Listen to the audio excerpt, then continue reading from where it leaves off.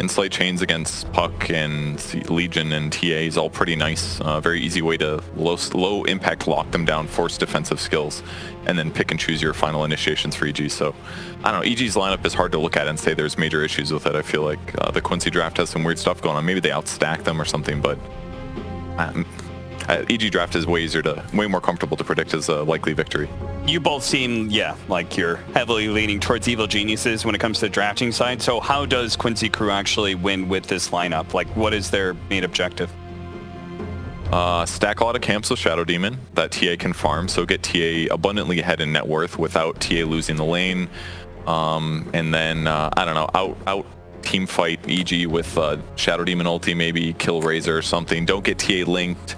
Don't let the illusions of CK blow up a support in the first 2 seconds of the fight. There's a lot of like difficult things to manage that they need to manage. And okay, SVG, anything else to add on to that long list of chores that Quincy Crew has? The biggest thing is they cannot lose lanes. I think if they lose lanes with this draft, the game pretty much just ends. So you have to go even or a little bit better ideally, and then get into those mid-game fights and start scaling. I think there are ways for their lineup to scale really hard in this game where EGs can kind of fall off because they have so many saves, so many ways to re-engage the fight after Link, after Phantasm, whatever. But these seem pretty strong in the matchup, so probably an uphill game for them, I would think. Okay, well, we heard from our panelists. They are not feeling super great about Game 1 draft for Quincy Crew. Evil Geniuses may have gotten the lead here. Well, let's see if it actually translates into Game 1 with Sunsfan and Cinderin. Thank you, gentlemen. Sunsfan here with Cinderin, and yeah, this is a very hype matchup, Quincy Crew versus EG, both undefeated in the DPC, but that's mainly because they have not been playing each other or TSM, but that ends here. But what is this draft from Quincy Crew? I don't even know what to think of it. I want it to work just because it's so weird, but break it down for me, Sid. Yeah, so I don't want to pile on too much on top of what the panel was already talking about, right? Because they've already painted this picture that the Quincy draft has some shortcomings, but I was feeling the same way when I was looking at it. I'm concerned for them, and I think SVG is pretty much spot on here. You can't lose lanes with this lineup and hope for a successful mid game, so you just gotta, roll with the punches, get off to a good start in your lanes, and largely, I think, play around, hopefully Quinn getting off to an okay start, at least on Puck against Ember, because I think Puck has a lot of responsibility for Quincy's lineup to set fights up successfully. It's like their only reliable catch. EG's lineup looks way more like standard for them. They have some of their absolute S-tier heroes. Abed is playing the Ember. We have Kraton Tiny. Position 4 isn't particularly popular right now, but it can work really well in the right circumstances. I think Razor is one of those lane partners that it's really good with. And their lineup also has very solid laning with the Eng 5, and toward the mid game it just looks like an easier lineup to teamfight with. So I'm also feeling EG more here, but I do think we could be surprised if Quincy just get off to a really hot start in the lanes. They could also just snowball the game really hard. Yep. So, but like you said, it's uncharacteristic for them to draft like that. That's not really what we've been seeing. Yeah, and that begs the question of, we've talked about how the big three of the NA DPC are obviously TSM, EG, and Quincy Crew. As you can see, a little bit of action here, but likely nobody will die as Jerax takes his heal first. But we've all kind of agreed that Quincy Crew has felt like a half step below the other two, which obviously there's plenty of time for that to change, but maybe coming into this, they feel like they're the underdogs and that they need to try something that perhaps EG, or anybody for that matter, would be expecting, but obviously won't really know until at least the laning stage ends, whether this is a successful gamble or not. You and I were joking about this while the draft was going on, that that Quinn hadn't made his bed today, which is very uncharacteristic. Like every other game we've seen them play, he's had a very nice and tidy room. Seemed maybe a little bit stressed out, a little bit distracted because he's playing EG today, so he forgot to make his bed. It's also, I don't know. Okay, I don't want to read too much into this, right? I'm not like a psychology expert or anything, but confused about what the exact role for Quincy is with what this hero is meant to accomplish. Considering you didn't know the lane matchup at the time, I guess it's one of the better offlaners at dealing with Enchantress because you're just that strong in lane. But to me, that's kind of it's a little bit concerning if you're picking it just for that. Oh, you are. All right, he's melded, but will eventually be brought down by Nightfall. So another toss coming in for Crit, and EG get first blood, which the panel kind of talked about, and I assume, based on what you've said so far, that you agree that Quincy Crew, because the lineup is maybe not the most traditional, that they need to get off to at least a decent start.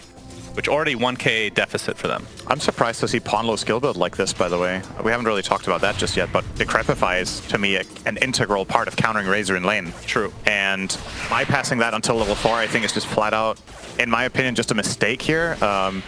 You're playing TA against Razor. If you get static linked or whatever, you just want to be able to decrep either or, so you just mitigate a ton of damage. I know you're susceptible a little bit more to the Tiny, but I think in the end, the way fights are going to start is that Tiny's going to Ava or Toss. So he will have one spell that can get amplified, but, you know, that's only in the conditions where you can't decrep the Razor, which is great, because you're slowing him and he's losing out on all of those attacks he could do. So that, to me, is a bit surprising. I don't know how much value they've really got out of the Nether Ward so far. It can't be that much. Yeah, definitely not. And we've been seeing Pugnas go Nether Ward level 1 a lot of the time as well. That's mostly, I don't know if it's a big difference, but Dire side, I forget who was doing that first.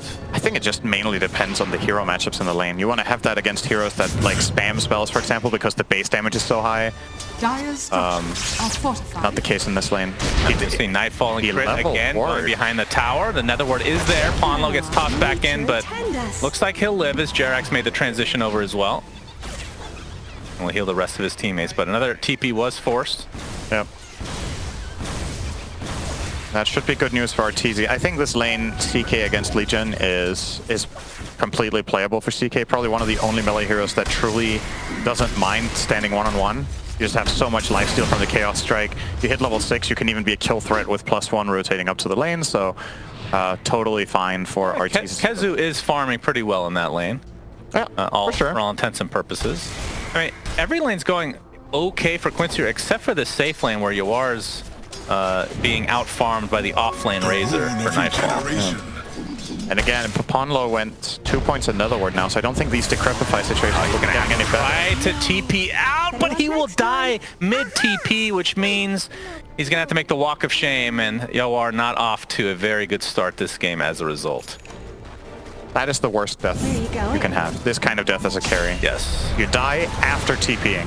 Because now when he respawns, how long does it take to run to the towers? Like 30 seconds, I think. So he's going to lose another full wave. Yeah, Ponlo will easily go down to EG, so they're off to the races. 3-0 start for them. Jerax is pretty low. Quinn has made his way down here, but the heals from Jerax, not sure that's going to be enough to stay alive. Loyal is put down. He's not going to walk through it quite yet. Nightfall coming to try to force Quinn away. The heal's keeping Jerax alive. And it doesn't look like Quinn's going to get anything out of this. In fact, he might even die. He does. Just a terrible start for Quincy crew. A series of truly unfortunate events. I don't know. It's easy for me to say because I have the fog of both teams, right? But when Quinn TP'd in, this Ench was like 30% HP, and he waited really long with engaging on it. So Jerax had already got like multiple ticks from his heal, which in the end was the difference maker between life or death there. Yeah, that's a tilter right there. As this tier 1 tower is going to go in favor of EG, and their lead is going to grow even more. Maybe about 3k lead as a result here.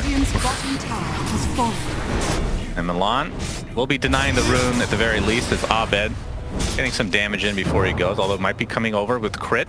Toss is available. Yawar on the high ground with the meld. They're going to try to turn this around onto Abed, and they do. So a great turnaround for Quincy crew. They set that up beautifully and out-executed EG. Kind of baited Abed up to the high ground. Ponlo with the level 2 Nether Ward. I told you it was worth it. He died to activate Fire Rim, then just too expensive. I mean, he was dead anyway, right? I don't think so. I actually think that level 2 Nether Ward was necessary for that kill. Okay. Correct me if I'm wrong. Ponlo did get the kill, right? Yeah, he did. I mean, he was... All right, I'll take your word for that was enough. Or that was the reason he died. It was the reason. Okay. Trust me. I'm a scientist. Yeah, you're something, all right. Of course, having the Decrepify might have saved Yawar a couple times. Yeah, who knows? Quinn. Trying to get out. Right. Yep. Going to be able to walk the correct pathway. But this is a lot of members of EG amalgamating in the mid lane. That's 4 of them. Gonna try to pressure this tier 1 and force Quinn out. And doesn't have to lose her orb for another second. Gonna get hit by the plasma field. There's the orb, but should be fine now. Wait, the slide of his into the toss. My goodness, Quinn very unlucky. Just enough damage. By 1 creep. Kezu wanted the duel. I don't even know if he had enough damage though. I don't know if they could have killed him. They really did. I mean, look, considering Cast pressed the attack, you would imagine he wanted to duel with that. But yeah, there was like 1 melee creep in the way. Him and his target. 9.5 minutes in, 3K lead for EG. And let me tell you who's enjoying this game the absolute most out of everybody. It's Arteezy on the Chaos Knight in the top lane. I forgot he was in the game. He is literally just farming away. His team is owning bottom. They've ganked Quinn and killed him twice. And all he's done, he's just been sitting up there building the advantage. So if you think back a few minutes, the Legion Commander and CK were basically neck and neck on net worth. Now it's 1,000 difference. And it's because Kezo has been rotating to try to put out fires around the map. And Arteezy's just been, you know, enjoying some mining time in the top lane. And yeah, that is unfortunate. And I mean, it's one, obviously Kezu, like you said, was forced to try to help out, but it has made things worse, if anything, just because of bad timing. Yeah, it's cost himself more than he's gained, right? He didn't, It didn't make any difference, I think, in the rotations. And I understand you're going for them because you feel like your team is under so much pressure, but perhaps you should apply the opposite way of thinking that, okay, the team has to come to Legion to try to kill the CK and get the top tower rather than rotating EG's way. But that's how it is when you get applied this much pressure to by an early game Enchantress Tiny combination that just keeps running around looking for ganks. You really want to help your buddies out, but it's EG making every move in this game. Yeah, and they have the siege creep to help with this push. Onlo's here with Quinn, puts down the Nether Ward. A lot of members of Quincy crew are here to try and defend as the Avalanche is going to clip Quinn. Nether Blast is there to help out as Ponlo healing up Quinn. You can see the disruption ends up being used as well, just to ensure that the mid laner for Quincy crew does not die again. But this is a big group up again for EG, and including Arteezy, who's finally made his way out of the top lane with that armlet. Yep. And that is going to be essentially a free tower for him. So just to clarify, he didn't arrive to help his team. He went there to get the last hit on the tower. That's right. Now he's GTFOing. And now it's back up to the top. Thank you for the gold, guys. I'll be back to top. Yep. At least Quincy have kind of Gonna break the coil, and Nightfall looks like he's just gonna run away the old-fashioned way. In fact, he's gonna turn this around with Jerax and Tiny coming in as Quinn getting static link, illusory orbs to the other side, but that's into the arms of Crit with that avalanche. So another death for Quinn, as Quincy crew just on the back foot, seemingly since the draft begun. Yeah, I was gonna say they've at least kind of stemmed the bleeding, right? Like the gold graph, it hasn't gone more in EG's favor over the last 5 minutes. Like they had a huge advantage minute 7, and it's still about the same, but it's more about like the feel of the game and how the gold is distributed, right? It is still up. It's just waiting. All right.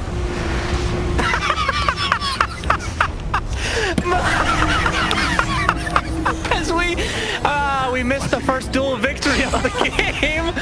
Milan technically gets credit for that kill, but Kezu will take the damage nonetheless, and it looks like they're going to get a second kill on top of that. So I'm sure Milan's face is looking just... I mean, maybe that was a premonition of things to come. I don't know what the hell that was. Dude, Milan is amazing, though. Like, he wears this... Oh, the first time we saw him, he's wearing the Snuggie. We didn't realize he's not wearing a shirt underneath. And then last week, we saw that he wasn't wearing a shirt at all. Just a very charismatic young man. Now, the question is, I was talking to you about this. When you go to LAN, like, I think it's a big deal that you try to keep, or at least get used to the same conditions of a LAN. So does that mean that you wear the same thing at a LAN, or is he going to wear a shirt? Because that's a different feel to it. I would imagine you would technically be allowed to play naked with a blanket, with a Snuggie on top. I think that would be okay. Ice literally doesn't wear pants. I don't know if he's changed that. It's in the booth though. He takes them off. He doesn't walk on stage without pants on. No, I'm not saying you have to walk. You can take your shirt off when you're on stage or when you're in the booth itself. I would like when they make a LAN, I would like for him to show up looking just like that. I would really appreciate it. Top lane and trying to turn this around onto Yawar. He gets the nice melt strike on a crit. Not enough for a kill. And Kezu again. I mean, he doesn't have the blink dagger, I believe, right? No, he's got blade mail on me. Yeah, so the initiations are going to be pretty hard to come by for Quincy crew until he picks up that very important item.